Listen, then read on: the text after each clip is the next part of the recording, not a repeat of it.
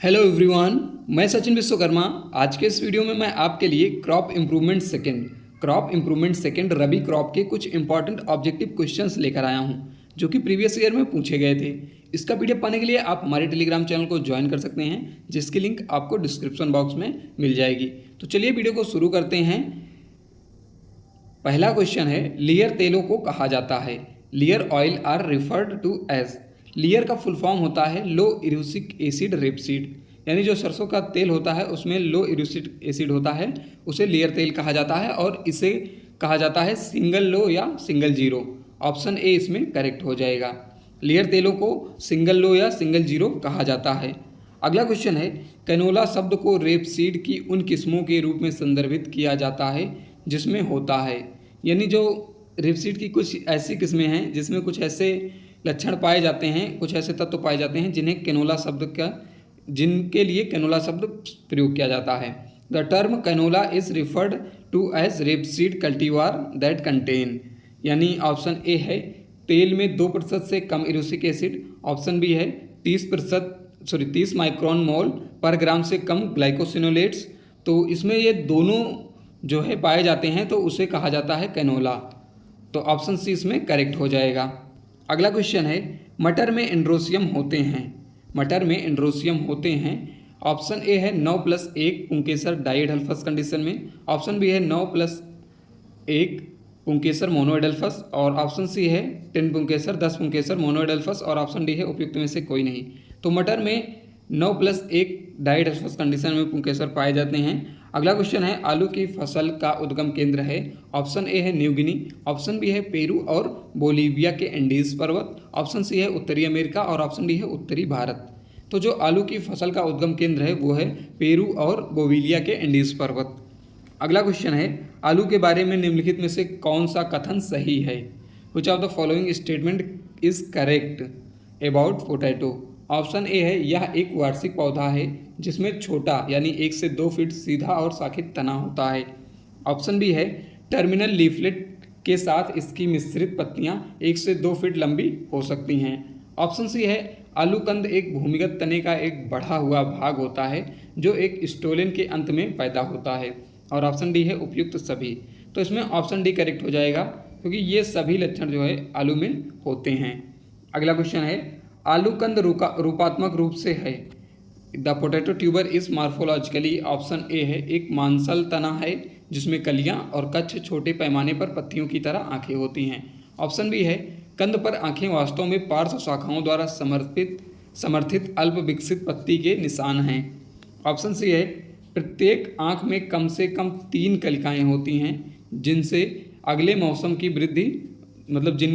मौसम में वृद्धि होती है। तो ऑप्शन डी इसमें करेक्ट हो जाएगा। ये सभी लक्षण जो है आलू के कंद में होते हैं। अगला क्वेश्चन है, आलू के कंद में किस प्रकार के ग्लाइकोएल्डिहाइड पाए जाते हैं? Potato tubers contain which kind of glycoalkaloid? Alpha solanine, alpha chaconine, option C है ए और बी दोनों, और ऑप्शन डी है उपयुक्त में से कोई नहीं। तो आलू के कंद में जो ग्लाइकोएल्कोलाइड पाए जाते हैं वो होते हैं आपके दोनों प्रकार के, क्योंकि अल्फा सोलेनिन और अल्फा चाकोनिन ये दोनों पाए जाते हैं। तो ऑप्शन सी इसमें करेक्ट हो जाएगा। अगला क्वेश्चन है, निम्नलिखित में से कौन एंटीऑक्सीडेंट से भरपूर आलू की नई किस्म है? एंटीऑक्सीडेंट से भरपूर नई आलू की किस्म जो है, ऑप्शन ए है कुफरी लालिमा, ऑप्शन बी है कुफरी गंगा, ऑप्शन सी है कुफरी नीलकंठ, और ऑप्शन डी है कुफरी लीमा। तो इसमें सही ऑप्शन होगा कुफरी नीलकंठ, क्योंकि कुफरी नीलकंठ में जो है एंटीऑक्सीडेंट भरपूर मात्रा में पाया जाता है। अगला क्वेश्चन है 9 नंबर, टमाटर का वानस्पतिक नाम क्या है? What is the botanical name of tomato? Option A है सोलेनम लाइकोपर्सिकम, ऑप्शन बी है लाइकोपर्सिकॉन एस्कुलेंटम, और ऑप्शन सी है ए और बी दोनों, और ऑप्शन डी है उपयुक्त में से कोई नहीं। तो जो टमाटर का साइंटिफिक नेम है वो न्यू साइंटिफिक नेम है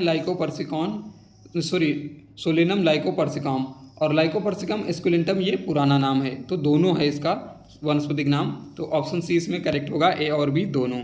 अगला क्वेश्चन है, मानव उपभोग के लिए लाइसेंस दिया जाने वाला पहला व्यावसायिक रूप से उपजाऊ आनुवांशिक रूप से इंजीनियर्ड टमाटर था?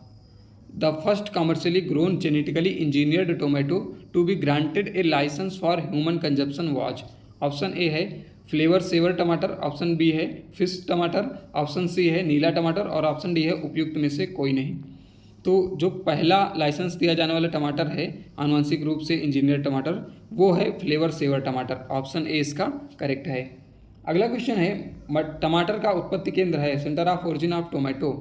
ऑप्शन ए है दक्षिण अमेरिका, ऑप्शन बी है उत्तरी अमेरिका, ऑप्शन सी है इथियोपिया और ऑप्शन डी है एशिया माइनर। तो जो टमाटर का उत्पत्ति स्थान है वो है दक्षिण अमेरिका, साउथ अमेरिका माना जाता है। अगला क्वेश्चन है टमाटर का प्लाइडी स्तर क्या है। टमाटर का प्लाइडी स्तर क्या होता है, what is the ploidy level of tomato. Option A है 2n बराबर 2x बराबर 24, ऑप्शन बी है 2n बराबर 4x बराबर 4x बराबर 24 और ऑप्शन सी है 2n बराबर 2x बराबर 48 और ऑप्शन डी है 2n बराबर 4x बराबर 48। तो इसका जो करेक्ट आंसर है वो है आपका 2n बराबर 2x बराबर 24। टमाटर का प्लाइडी स्तर होता है 2n बराबर 2x बराबर 24। अगला क्वेश्चन है निम्नलिखित में से कौन सा फूल का भाग मटर के स्त्री केसर और पुंकेसर को घेरता है। Which of the following flower part enclose the pistil and stamen in P. Option A है सहपत्र, ऑप्शन बी है कील, ऑप्शन सी है स्टैंडर्ड और ऑप्शन डी है विंग। तो इसमें जो करोला होता है, दल पत्र होता है, उसके तीन प्रकार के होते हैं। एक होता है कील, स्टैंडर्ड और विंग। स्टैंडर्ड जो है सबसे बाहरी भाग होता है, उसके बाद होता है विंग, उसके बाद होता है कील। तो ये जो कील होता है यही जो है स्त्री केसर और पुंकेसर को घेरता है। अगला क्वेश्चन है निम्नलिखित में से किस सब्जी की फसल को सुरक्षात्मक भोजन माना जाता है क्योंकि यह beta carotene, lycopene, vitamin C और फ्लेवोनाइड जैसे तत्व प्रदान करती है। ऑप्शन ए है आलू, ऑप्शन बी है टमाटर, ऑप्शन सी है गार्डन मटर और ऑप्शन डी है उपयुक्त सभी। तो इसका करेक्ट आंसर हो जाएगा टमाटर, क्योंकि टमाटर में ही beta carotene, lycopene, vitamin C और फ्लेवोनाइड्स जैसे तत्व पाए जाते हैं। अगला क्वेश्चन है भारत में सूरजमुखी को यूएसएसआर यानी रसिया से कब पुनर्स्थापित किया गया था, इसका इंट्रोडक्शन कब किया गया था। ऑप्शन ए है 1969 में, ऑप्शन बी है 1869 में, ऑप्शन सी है 1999 में और ऑप्शन डी है 1899 में। तो जो सूरजमुखी है इसको रसिया से यूएसएसआर से लाया गया था 1969 में। ऑप्शन ए इसका करेक्ट हो जाएगा। अगला क्वेश्चन देखते हैं। अगला क्वेश्चन कह रहा है कि पौष्टिक रूप से सूरजमुखी का तेल अन्य वनस्पति तेलों की तुलना में कुछ हद तक बेहतर है क्योंकि ऑप्शन ए है असंतृप्त वसीय अम्लों की अधिक अनुपात यानी ओलिक एसिड,